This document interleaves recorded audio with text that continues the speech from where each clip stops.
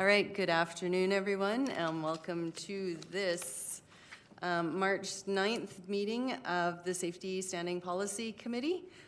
We will start with City Clerk, could we please start with a roll call? Thanks, Madam Chair. Acting Mayor Jen Schmidt-Rempo. Here. Councillor Campbell. Present. Deputy Mayor Parker. Here. Councillor Palladino. Here. Quorum is established. And we also have Councillor Middleton Hope joining us as a guest. And that's it.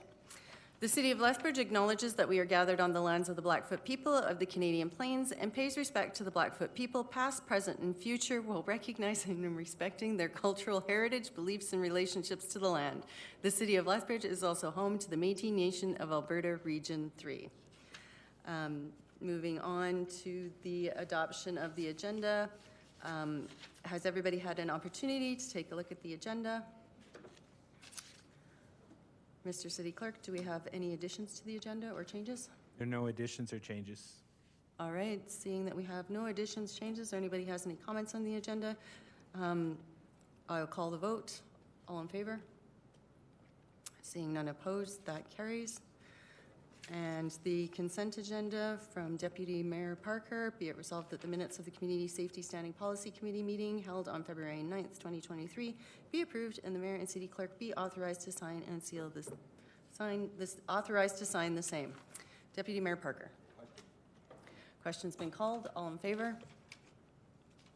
Seeing none opposed, that carries. We have no presentations today. But we do have two submissions. So our first submission is from Dwayne Enns, General Manager of Regulatory Services, with regards to drone regulation review. Has everybody had an I'm trusting everybody has had an opportunity to review all of that information. So Mr. Enns is here to answer questions for us. Does anybody have any questions with regards to the drone regulation review? Councillor Middleton Hope. Thank you. And a question to Mr. Enns. Are we not satisfied, or perhaps let me rephrase that, are we satisfied that Transport Canada is appropriately regulating the use of drones and its impact on the city? Yes, from chair to Councillor Middleton Hope. In our review, it looks like this is an area that the federal government has taken a keen interest in. And not only have they put some fairly good regulations in place, but this is something they continue to look at because this area is something that is evolving on a daily basis. And now we're talking Amazon and some of these other companies are talking about getting drones to drop off packages and something. And as there is potential for danger, you know, when you get some of these things in the air and you've got airports nearby and the like, it appears in the information that we looked at that they're taking it quite seriously, and yes, they do have fairly good regulations in place. Is there anything that we can do as a municipality to enhance the regulations around the control of and or use of drones? In looking at a lot of the other communities, most communities rely specifically on the federal government in this particular case, and there isn't too many. There is some regulations in Saskatoon, but we weren't able to get too much information from them on that. But for the most part, it doesn't appear to be something that many municipalities have taken a keen interest in trying to control. Additionally, it is quite a complicated area and would require quite a bit of resources, I believe, to not only come up with regulations that are ahead of what the federal government is doing, but also regulations that wouldn't be difficult to enforce, because it would be a difficult thing, you know, to do this. You'd have to have some manpower in place and some resources in place. So. From our review of it, it doesn't appear to be something that many municipalities are getting into because it looks like the federal government has good regulations in place. Okay, thank you. Deputy Mayor Parker. Thank you, Madam Chairman. Just thank you for this the documentation. I just want to understand exactly what this petition these folks were signing here, and there's about 2 pages of signatures here. So why did we pick these neighborhoods in particular? Maybe you can get some context to that. Like, we got like St. Christopher Place, St. Anne Place, surrounding area, and Lethbridge area. Can you put some context behind that possibly? Thank you. Yeah, yeah, that was, and technically, it's not a petition, I'm told. not by- petition, but yeah, just- it's a resident poll. I believe that was the area that the person who put the inquiry in to begin with, I believe she went around her own neighborhood, and she had concerns in her own neighborhood. And I think that's why a lot of those signatures are from that area. So this wasn't something that the city put out there, that was a private citizen who just did a kind of a. That was a private poll. citizen, yeah. And I believe, and she, her concerns were good. I mean, I believe she was under the understanding that these micro drones are not regulated, but in our research, they are. There are over 250 grams. It gets a little more complicated, and you have to get licenses and the like. But there are regulations controlling these micro drones as well. And just to give you an idea of what we're looking at here, this is the size. This is the 249 gram drone. These are the drones we're talking about here. Apparently, they've got sensors up here and sensors on the bottom, so they can't bump into people. They can't bump into buildings. They're geo-fenced. They can't get into the airport or any area like that. And they're also programmed, when they start running low of batteries, they're programmed to come back to you. I mean, I learned this all myself because I'm not into drones or whatever, so I had to figure it out. But it's kind of a neat little thing. And it is an area that is expanding, like the amount of people that are buying these, it's going to be something that's going to be part of the future, right? So in looking at the drones, in looking at this issue, it's not something that I believe we need to ban. It's just something we have to continue to look at, make sure the regulations are keeping up with it. And if they're not, maybe come back and discuss it further at a later date. And the person that put this together, Miss Marnick, or is it Miss Marnick? Is that her name? Oh, Krasowski. Yeah, first name's Marnie, yeah. She feels good, she's got this documentation and all that, or? No, I didn't talk to her. Sorry, we didn't talk to her. I thought maybe she'd be here today to do it, but I don't know what her idea in terms of the report is. To be online if she wants to see it. She could be online, but you know what? This was a good thing to bring up, and I think a good thing to have a discussion here at the city just to see where we're at with this type of situation. Thank you very much, Mr. Enns. Thank you, Madam Chair. And just to be clear, too, she was invited to attend today. Councillor Middleton Hope? Thank you. And one last question, perhaps. Have there been concerns documented regarding privacy invasion, and are there any examples of infringement of persons' privacy reported to the city?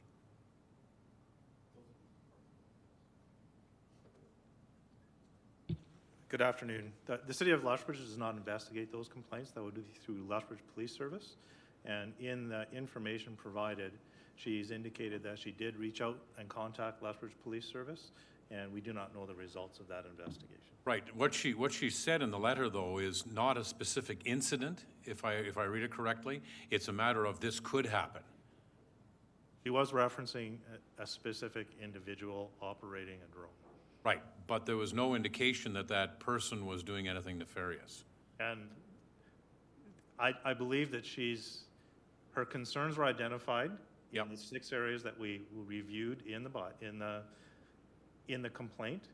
And LPS, we've had lots of contact with them in the past on drones, and the areas of concern that they've identified are matters regulated both under Transport Canada regulations for drones over 250 grams, as well as those under 250 grams.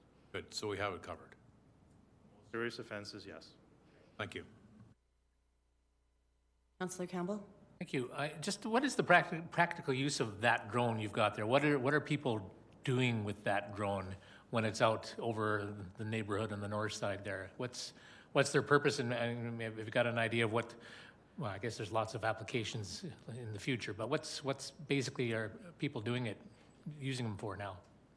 That one you've got me, because it's not a hobby I would be interested in myself. Yeah.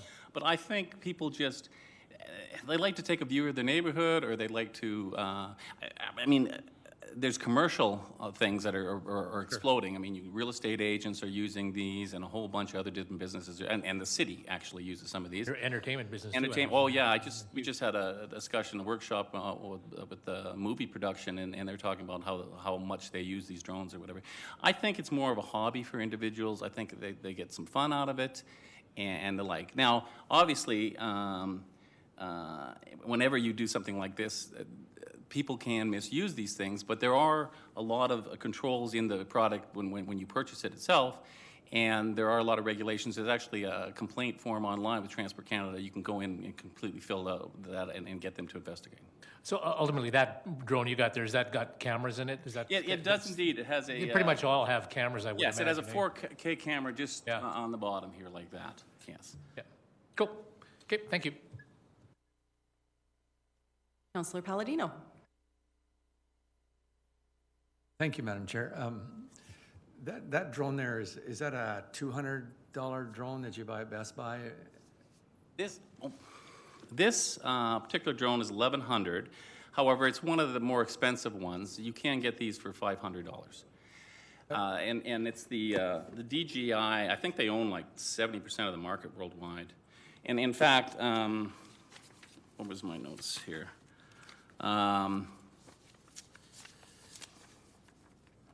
Yeah, they own 70% of the global market, this particular company, and the market is expected to grow from 30.6 billion, this is globally, in 2022 to 55.8 billion by 2030. So it is expanding rapidly. But you can walk into Best Buy, I can walk in there and buy that now. You can buy this right now, Best Buy, Costco, wherever, yep. And then the next step up is that $2,500 drone that maybe would be regulated a little tighter. Yes, yeah.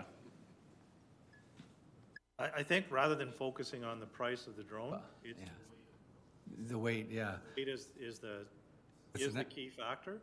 And drone regulations have evolved a lot in the last 15 years. And it used to be that the difference between a drone that you could operate recreationally and a drone that you would operate commercially was the fact that it had a camera on it. With Transport Canada, they've evolved 3 times now, and we would expect that as the industry changes, the evolution of the federal regulations would continue to evolve as well. The only reason I was going to the dollar value is you showed me a 250-gram drone is $1,000. These bigger ones, how heavy are they then? What's the next weight class? Yes. It really depends upon the manufacturer. So as Mr. Enns identified, DJI is a very large manufacturer that manufactures drones of various sizes.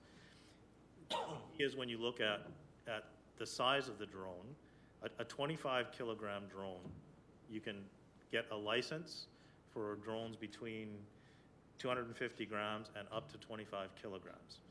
And that obviously they do different things. So they can carry packages, they can carry more weight, they can be used in industry. Those are the drones in that range are the ones that you need to require a license through Transport Canada, either basic or advanced operator for. At 25 kilos. That's between 250 grams up to 25 The kilograms. next one I get to sit in, I guess, after that. Well, and 25 kilograms, they are getting advanced. Like they are doing all sorts of technology with drones under 25 kilograms and over. So there is a special certification required for the really heavy drones that they're using for spreading fertilizer. It's become a tool rather than a toy in a lot of cases. The Ranchers would want to use them, and Yep, and the drones under 250 grams, essentially those were the toys at one point in time. They were the small, tiny, small drones, but they're getting more advanced as well. And the application of the smaller drones is increasing as well. And the regulations will just keep changing. So they'll keep evolving and changing as the use of those drones, the weights of those drones change. The one thing that Transport Canada has very clearly identified, that any drone under 250 grams does not pose a threat to the aviation industry, right? Doesn't mean that it's not going to pose a threat if the plane's parked and somebody runs into it or flies a drone into it, but they believe that those regulations are significant enough to be able to protect aviation. Thank you. Councillor Middleton Hope. Thank you. Just kind of to close the loop for me ideologically, are there any requirements to file any type of flight plan for a drone that is in excess of 250 grams? And is there, or notification of the tower for air traffic control purposes? And lastly, with a portion of that, is there any differentiation between flying a drone down the river valley versus up on top of the plane? Lots of questions there. Let me start trying to answer them in order. So filing flight plans,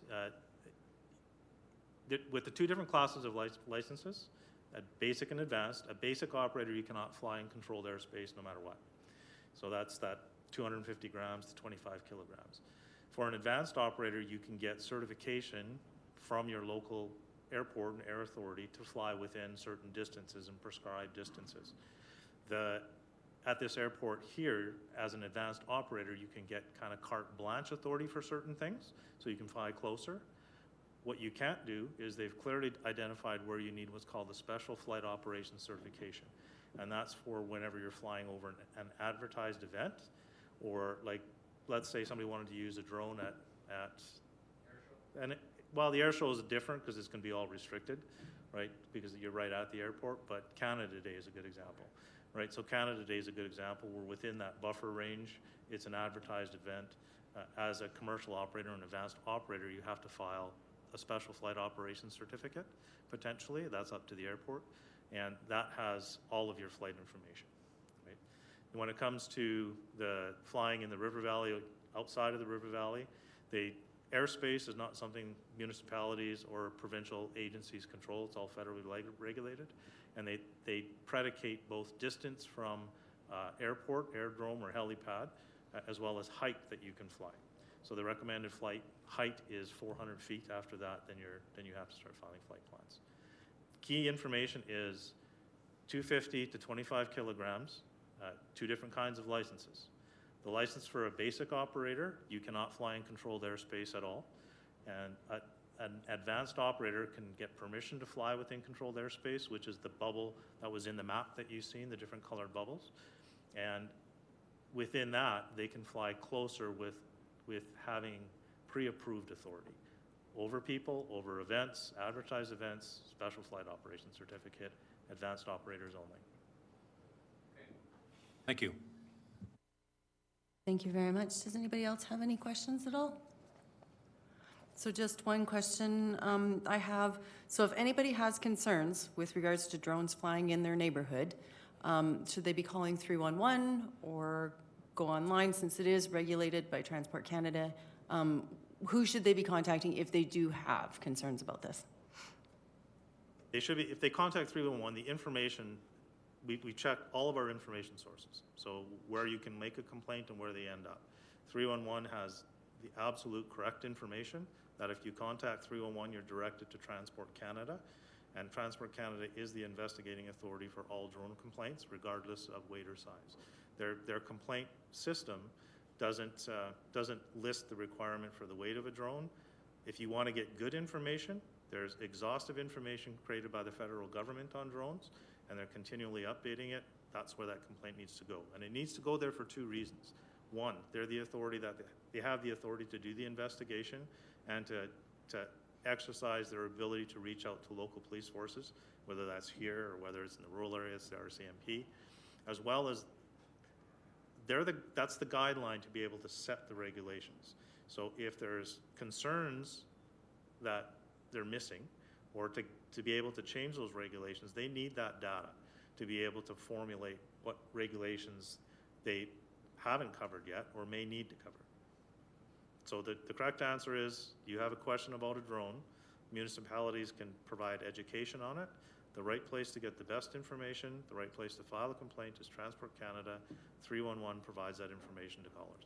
Okay, so 311 will direct people to Transport Canada. Perfect. Thank you very much. Does anybody else, or is there anybody in the audience that wants to speak to this or have any questions with regards to this? All right, seeing none. I have a motion from Councillor Palladino with regards to drone regulation review. Be it resolved that the Community Safety Standing Policy Committee recommends that Council receive this report as information. Councillor Palladino. I will call the question. Question's been called. All in favor? And that's approved. Thank you very much.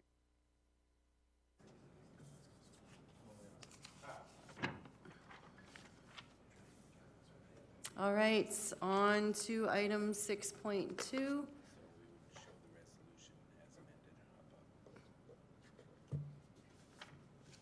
We're just bringing up the resolution as amended from the last meeting. And I have to change them on this one then too.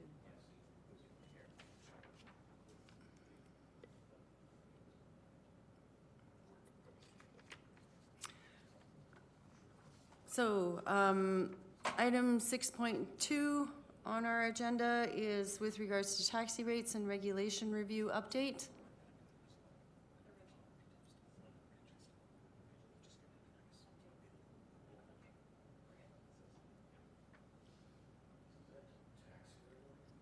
So we have a motion. This is continuing from our last meeting. We have a motion that we're carrying forward from last meeting, and I'm just going to review that before we start discussion on that.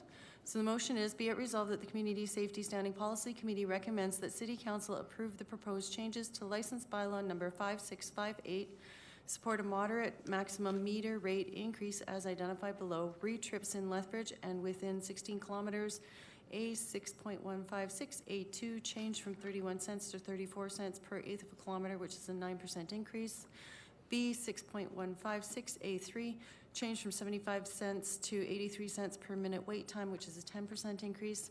Re-trips outside Lethbridge and area above. C 6.156G change from $1.92 to $2.12 per kilometer, 10% increase. D 6.156G change from 75 cents to 83 cents per minute wait time, 10% increase. 2, increase the taxi cancellation trip charge as identified below. E 6.156A4 change from $5 to $8, a 33% increase. 3, include provisions to allow taxi drivers to charge deposits.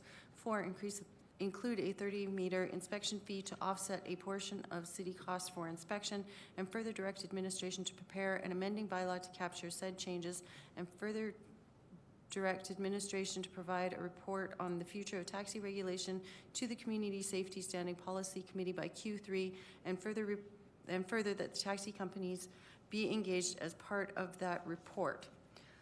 Does anybody have any questions at all with regards to this submission? So we'll start with members of council. Any members of council have any questions with regards to this submission?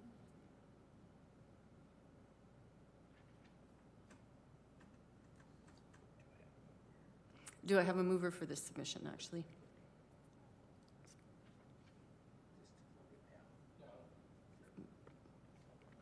Councillor Campbell? Okay. Any questions with regards to this again? Do we have any members of the audience who would like to speak to this submission?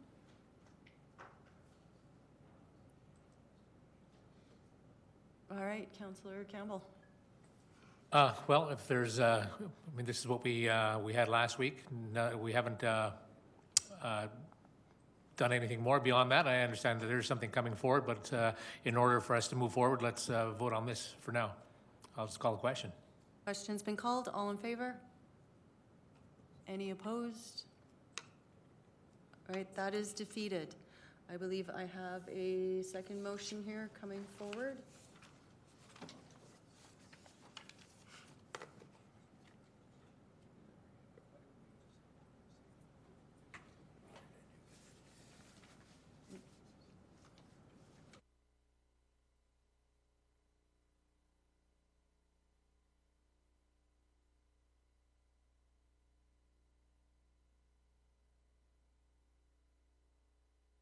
Okay, that new motion from Deputy Mayor Parker has now been brought up on the screen.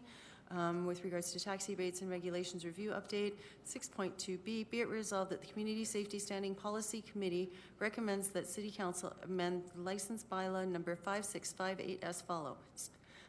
That the regulated fares and charges for operation of taxi operators, as well as any device associated with the fares and charges, be removed, that the requirement for a taxi to be equipped with a top light be removed, and further direct administration to prepare an amending bylaw to capture said changes by Q3 2023. Councillor Parker, would you like to introduce? Yeah, thank you very much. Well, first of all, just if I could entertain some questions, first of all, Madam Chairman, Chairperson. First of all, thank you very much for the work that your team did, Mr. Enns and Mr. Henley. I greatly appreciate that.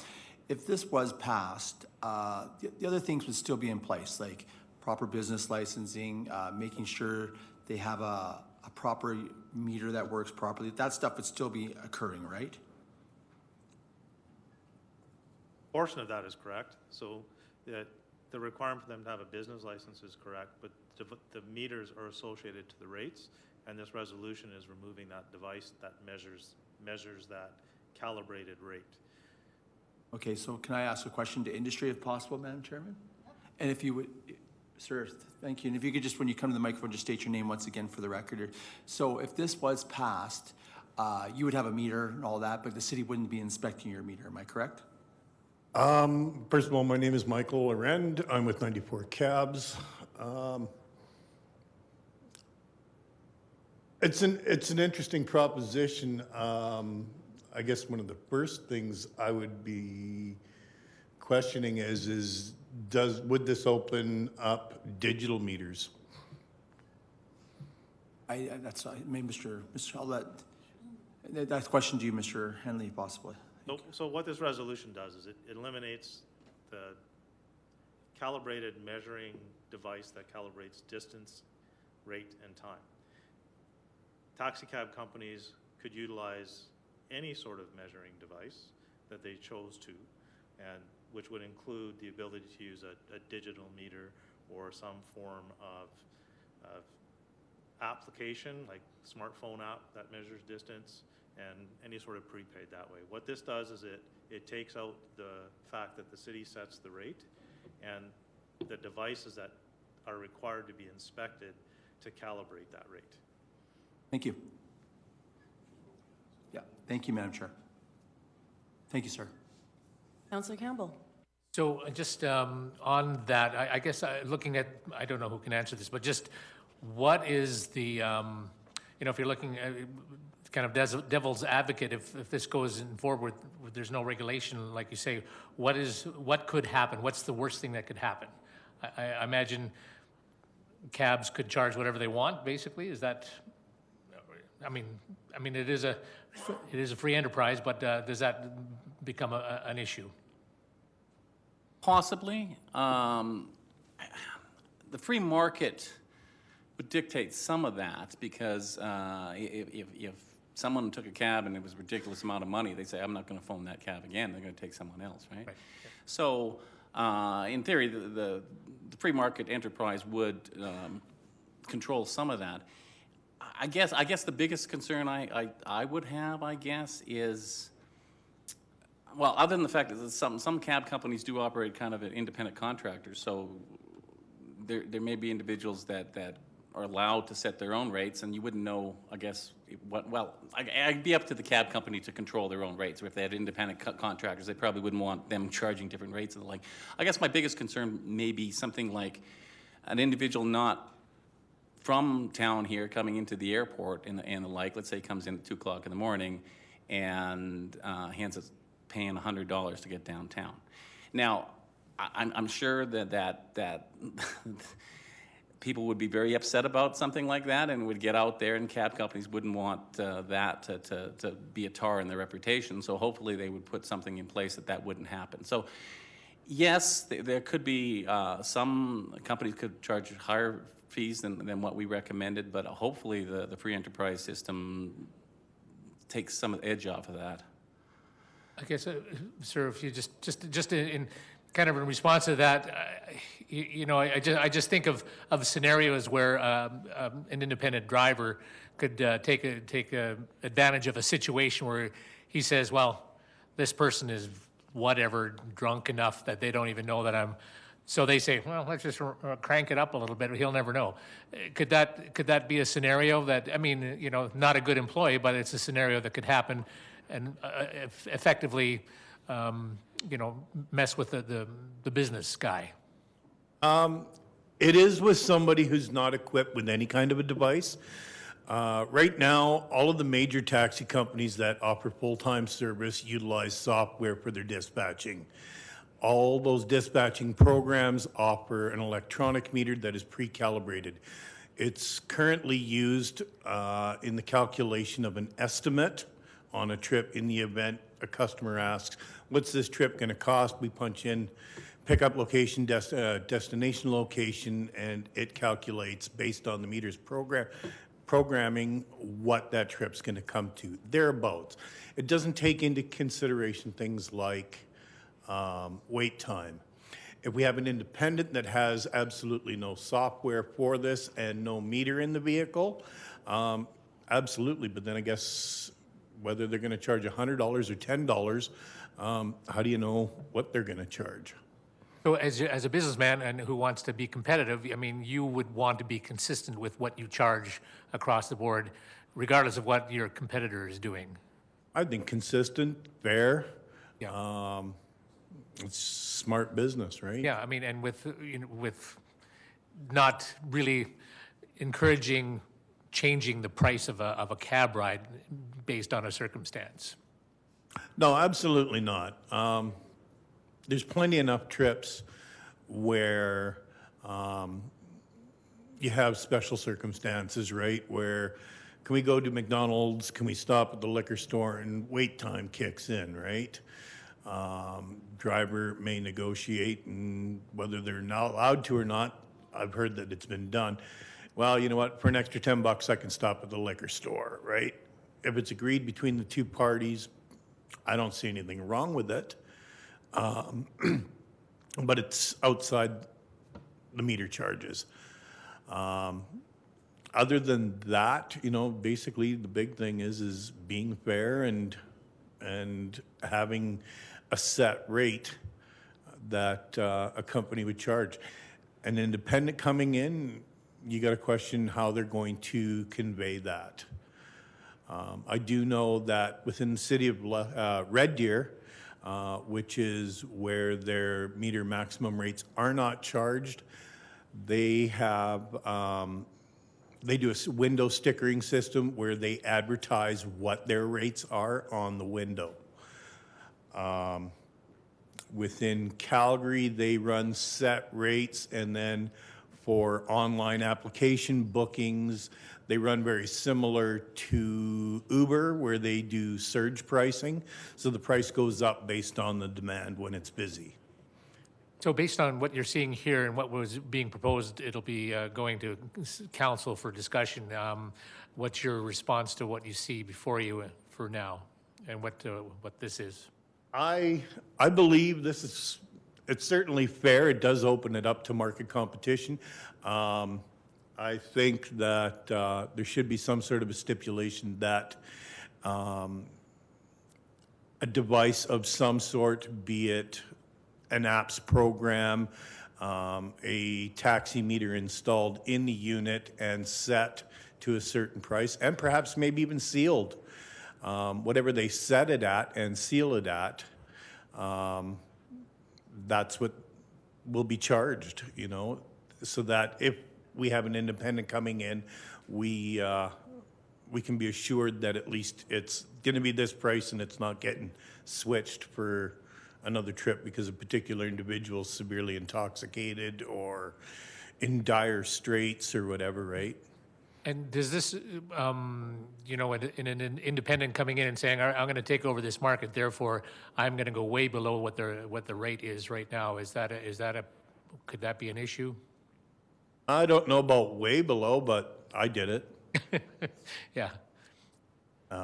We came in, we set our rates lower. Right. We advertised that we were lower, not significantly, but enough that we could pick up a market share. And we've maintained those rates since our first day. Great. Thank you. Thank you, Madam Chair. Councillor Middleton Hope? Thank you. 4 quick comments/questions. Mr. Enns, inspections remain? The inspection of the vehicle that we currently do, yes, other than the meter inspection. Regulations remain? Yes, other than, I believe the top's coming off, right, too? But yeah, also. Okay. Third one is, although the gentleman indicated that they're not currently posted on windows in the back of the cab for customers in Lethbridge, they are done that way in many other cities. Is that something that you would consider doing to advertise as an effective advertising tool? In Lethbridge, we're required to post the current maximum rates that we can charge as stipulated by the bylaws. Okay, so that's also covered. And then the last piece is the license of the operator is also posted for view in the cab? The license is supposed to be on display in the cab every time the driver is on shift. Answered all my questions. Thank you. Thank you very much. So question for Mr. Enns or Mr. Laurent. How will changing this to something like this now differ from ride shares? Or would it be essentially the same parallel kind of idea? What would there be differences and similarities as far as ride sharing goes? I could take a shot at that one. Okay. Thanks. So essentially, deregulating the rate and the device that the city measures would allow equity between, or comparative equity between a TNC Transportation Network company and a taxi. It would be up to the company that is providing the taxi service versus the TNC regulation to come up with a way of monitoring the rate that they're charging, similar to the way TNC companies do through an app, and they agree to that price and away they go. We would leave that up to the taxi industry. Now, the one exception is TNC companies have their apps that are well developed and worth multi-millions of dollars. Now, there are also taxi apps that companies can purchase or be part of to do very similar things. And on that end, Mr. Laurent, are you aware, or are any cab companies right now in the city running any apps? So 94 Cabs has a booking app, and then we run an app called Taxi Caller, which has a meter. It has to be pre-programmed and is set. It doesn't allow for surge pricing, or at least not that I'm aware of. On the Fifth Avenue side, we use an app or a program called iCabby, and it's very much the same. Both programs have a visual display for the meter as it runs. Okay, perfect. Thank you very much. That answers those questions I had. Councillor Palladino. Thank you, Madam Chair. I just want to follow up on a question that Councillor Middleton Hope brought up. If we remove the cap or the maximum rate, there's no need for a window sticker, is there? Right? So That's correct. You wouldn't have a window sticker on it if we go with this. So that'd be something we'd have to, if you want it, we'd have to change it. Okay, thanks. All right, thank you very much. Does anybody else have any questions or anything like that? Any further comments? All right, so going back to the motion, Deputy Mayor Parker. Thank you very much. And first of all, once again, I want to reiterate that I want to thank the administration for doing the work. I also want to thank industry for being part of the consultations. Thank you, sir, because I think you've come to each and every one of the meetings and you have a vested interest, so you should be here, which is greatly appreciated. Taxi cabs, taxi commissions, taxi rates, all that kind of stuff, they did have their place in history 40 or 50 years ago, and sometimes they do have their places in certain communities. But in the city of Lethbridge, where I believe, first of all, we're a very progressive community. We're over 100,000 people. And I think there's a time for us to change how we do things. I think less government, I know I'm saying this, less government is better in situations like this. I trust that there won't be issues where a $100 fee will happen picked up at the airport, because those people won't be in business very long. I think people that are successful will be doing things in an ethical way, which they've done already to date. So they're not going to start being more ethical, they just continue being ethical. But their business model will change, allowing them more flexibility, but allowing more flexibility in regards to competition in the community. Whether it be inspections and business license and all that stuff will still occur. Proper insurance will have to be in place. So I know the consumers have to do their due diligence when they shop, just like when we shop for bread. We look for the best deals, we look for the prices, and we find out where the best, who's most consistent. Same with like any other industry. So I would ask for support in giving this to council, and hopefully council will see it the same way as well. So otherwise, if there's no other debate, I'll wait for yourself, Madam Chairman. I don't have anybody else in for debate. I'd call the question then. Question's been called. All in favor? All right, seeing none opposed, that carries. And that's our meeting today. We are adjourned. Thank you very much.